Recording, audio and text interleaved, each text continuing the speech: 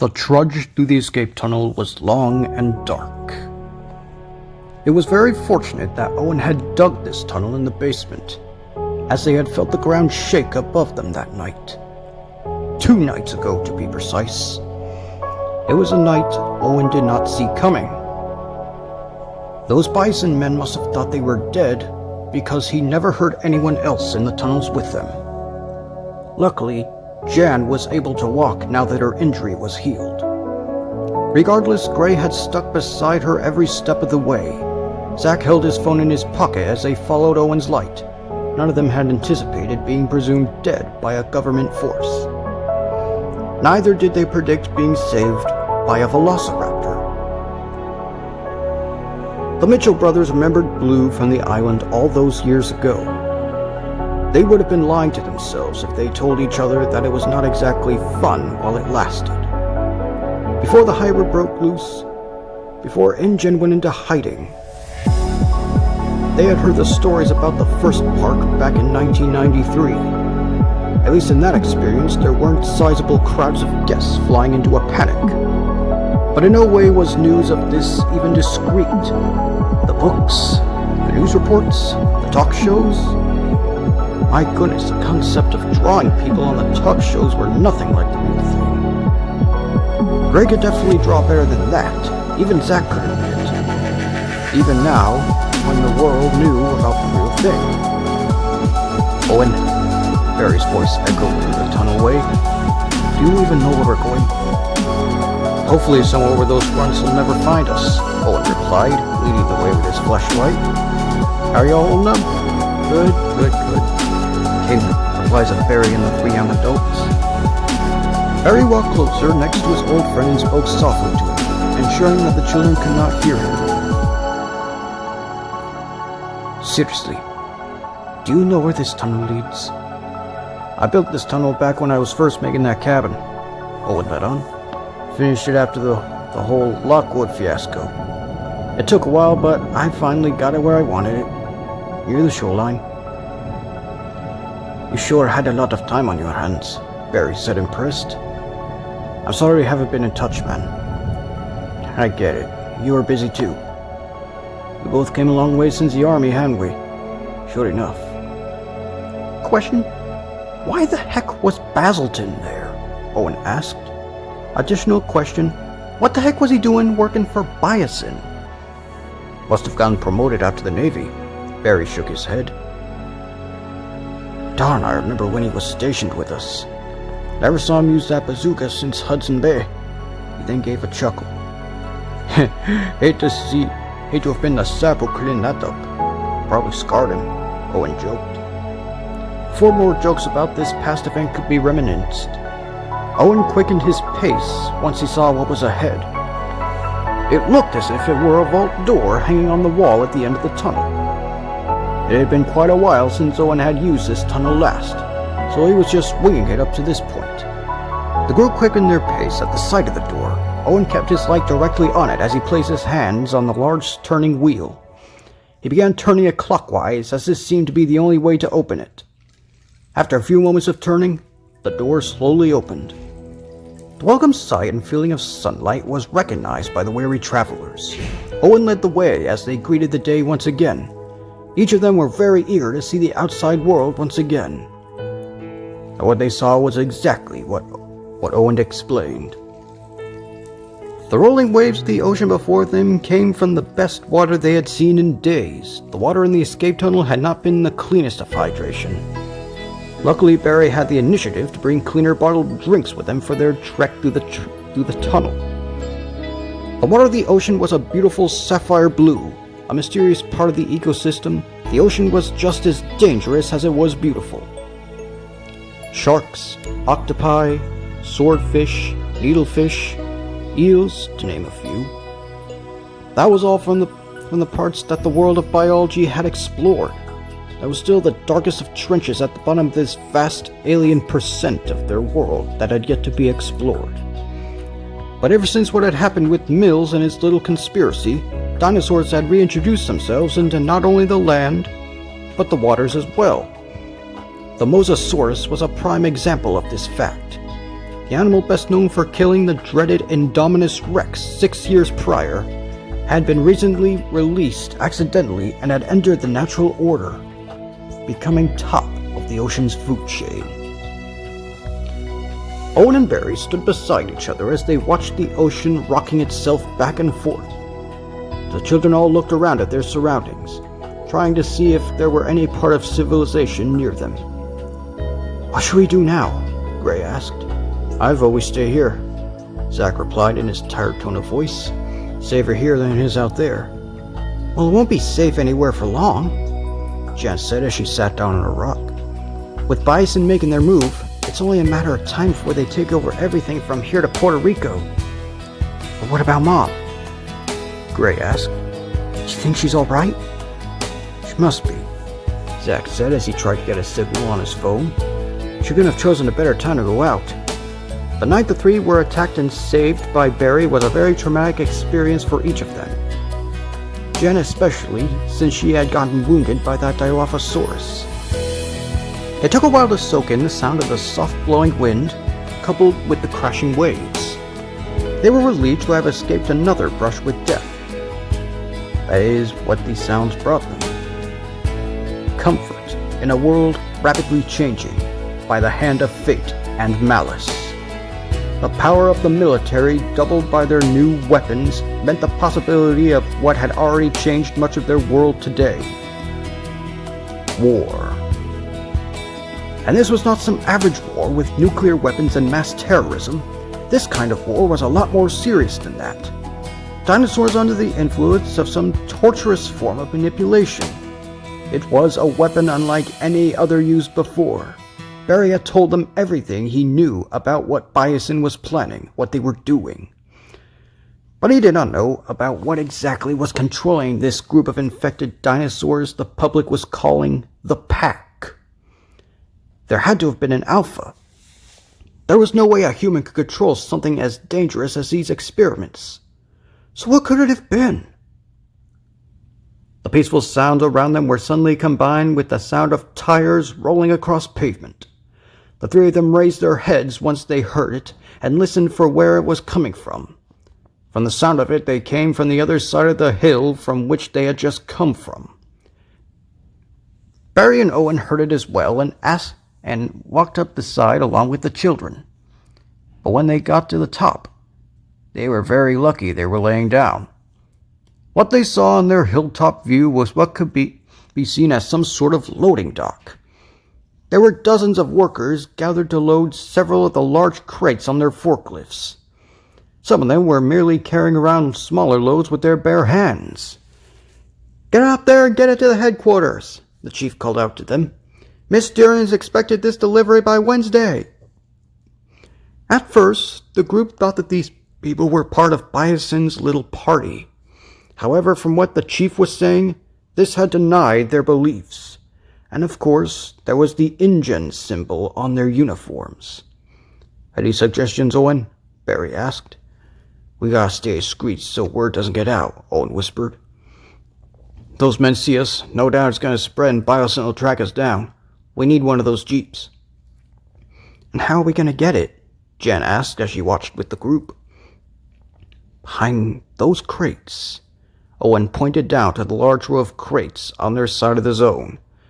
"We stay as low as possible. We take that one on the left, and then we get as far away from civilization as possible." He then got up and quickly but silently ran down the hill towards the zone, soon being followed by Barry and the others. They kept themselves behind the crates and their heads ducked low. They heard the chattering of the InGen workers as they were loading whatever was in their supply crates onto their lifts. The jeep Owen had in mind was dead ahead, near the others that belonged to the workers. A large black wire fence was all that separated the loading zone from the parking lot. Owen slowly began to round the side of the stacks of crates as he motioned for the others to follow. Barry rolled forward past a gap between two crates. Being a former mercenary, it was a trick that seemed like routine for our good friend Mr. Sembane. Before Owen could roll forward himself, staying as under wraps as he could, there was the feeling of rumbling under his feet. He merely shrugged it off, believing it to be the forklifts being driven nearby.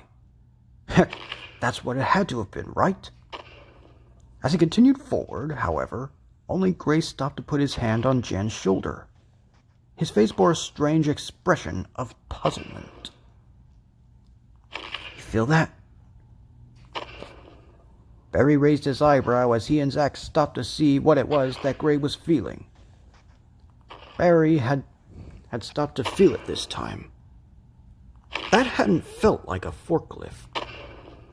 At first they were with Owen, thinking it as the sound of the moving vehicles nearby, but when they stopped, they had felt it differently than before. It felt more like a kind of distant thumping. When they had listened more intently, they could hear something else. A faint booming sound like fireworks being shot off from far away. And then they looked forward, where a small puddle stood before them. The water was moving. Owen peeked his head around the crates to see if any of the engine workers could see them. They were all too preoccupied with their duties to be bothered with their vehicles. Thank God. As he stepped forward to get to the jeep before him, he could hear frantic whispering.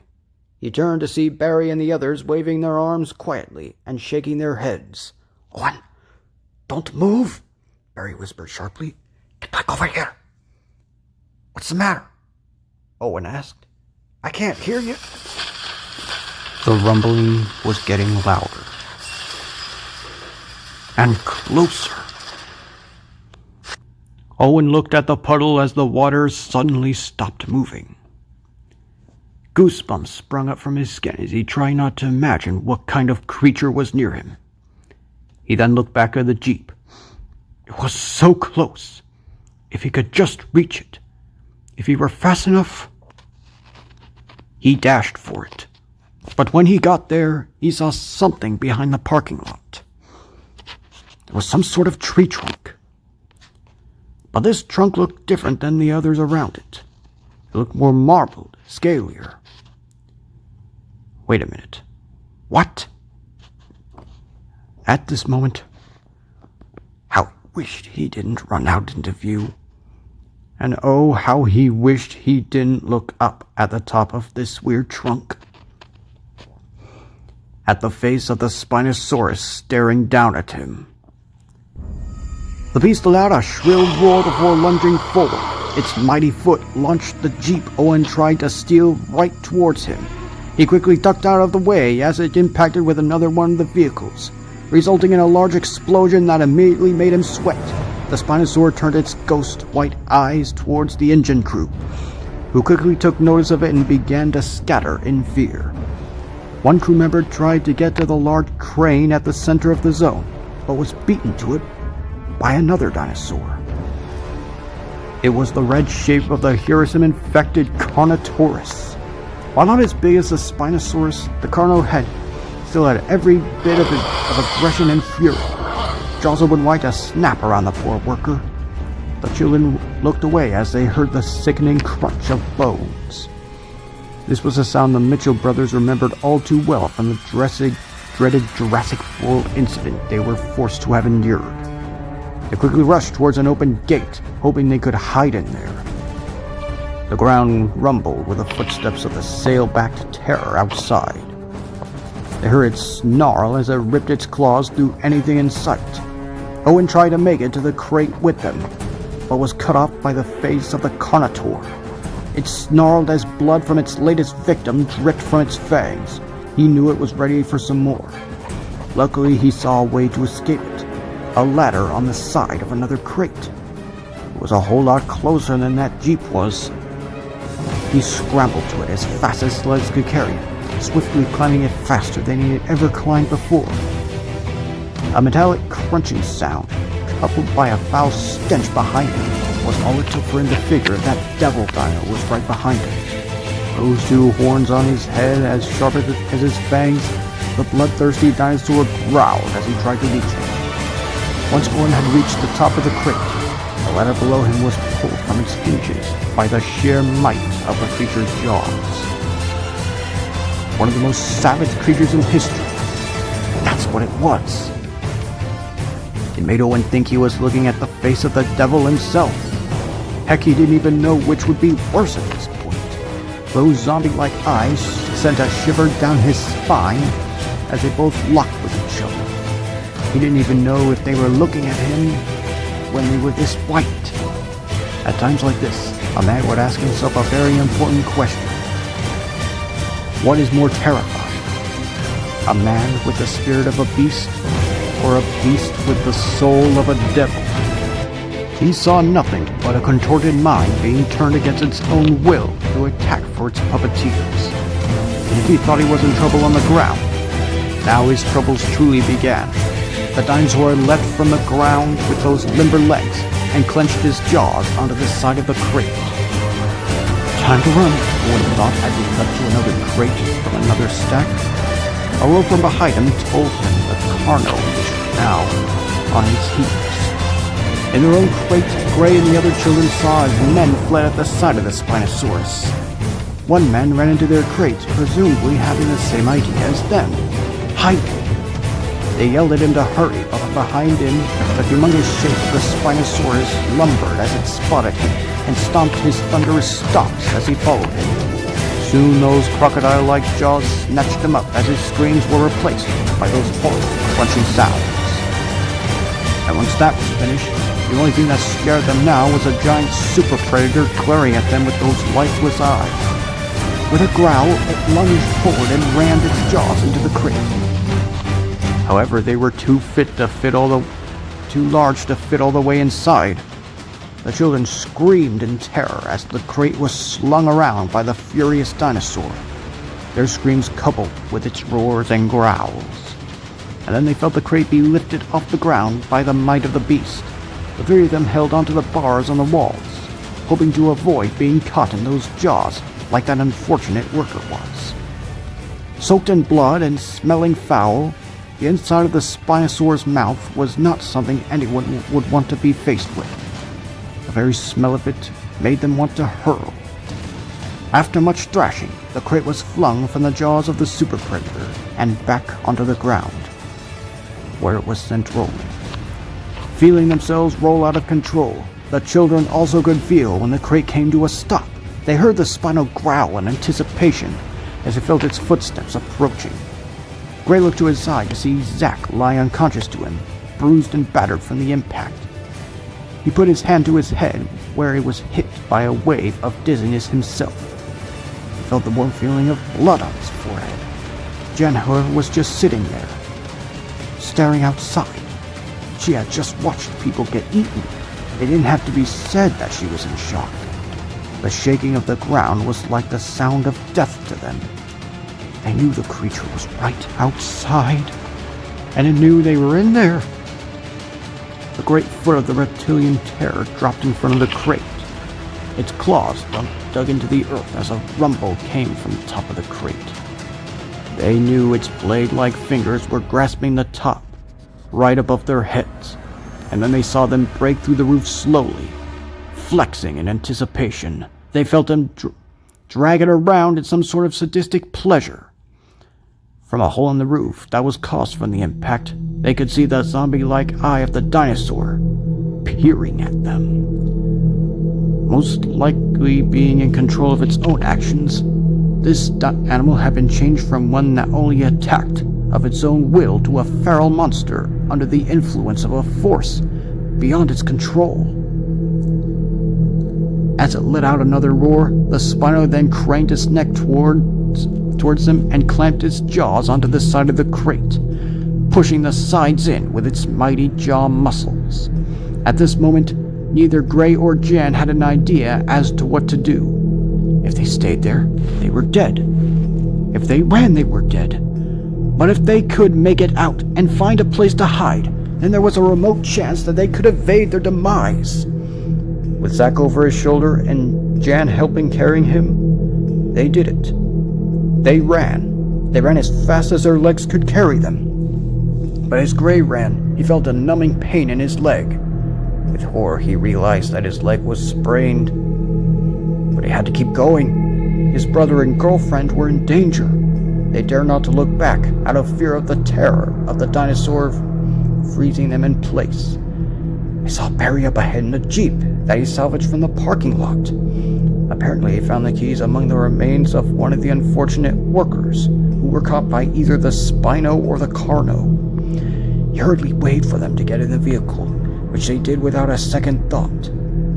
They looked back to see the Spino still rummaging through the crate they escaped from. "What about Owen?" Gray asked. "We'll go somewhere where he can find us," Barry said as he started the car. Soon it had turned on, and Barry quickly slammed the gas and drove out of there as fast as he could. He hoped he was right about his assumption about Owen catching up with them. Owen had hidden himself behind a large blue crate as he heard the panting breath of the Carno from the other side. He peeked his head around to see if the devil dinosaur was any closer. He saw it turning its head the other way as it sniffed the air. The worst part about those eyes, aside from the fact that they looked lifeless and void of any consciousness, was that you could not tell where exactly they were looking. Eventually, just before it could turn its head to where he was hiding, a sound caught its attention. A sound Owen knew all too well. The barking of a raptor. When he looked down to see what it was, he could not believe his eyes. It was indeed a velociraptor, but it looked like some mechanism was stuck on the side of its head. The device made a sort of buzzing sound, earning an irritated snarl from the intelligent creature. It then barked again. At an instant, the Carno jumped down from the crates and landed next to it. It bowed its head down to it, as if it were becoming submissive. What? Soon enough, another sight caught Owen's attention. The remaining engine workers, estimated around 9, were being marched at gunpoint by none other than those green-suited grunts at Biosyn. The chief of the workers was forced onto his knees by one of the mercs, while the other 8 followed suit. And then there came another sound. It sounded an awful lot like clapping. And soon enough, Owen saw the source. A man with light brown hair and a green Biosyn t-shirt walked before the chief, clapping his hands together as he was joined by a younger-looking man with darker hair.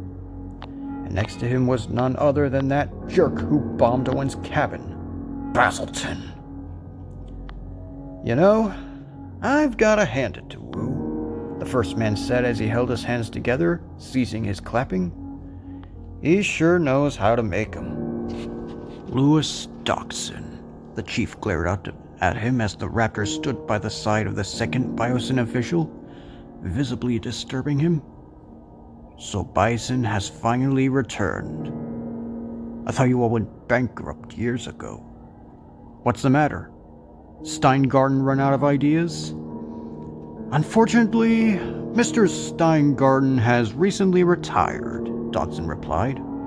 "Our new head of business has proven to be a much more valuable asset to our cause." "And what cause is that exactly?" the chief asked mockingly. "To give the world something it has always needed, but has been lacking the most." Dodson straightened up his posture. "A government whose firm grip clasps the world in a tight embrace, keeping natural order intact and reigning in a smaller chance of war." He patted the raptor on the head. "As you can see by our new asset, our little creation, Hirosim, has created coordinated attacks that have clearly bested the military defenses you know today. However," he lifted a small object that looked like a detonator, "Hirosim has caused our project, which the public has chosen to call the Pack, to run out of control. But watch and be amazed." He then pressed the button on his detonator, which caused the engine workers to duck and flinch, expecting an explosion. But there came none.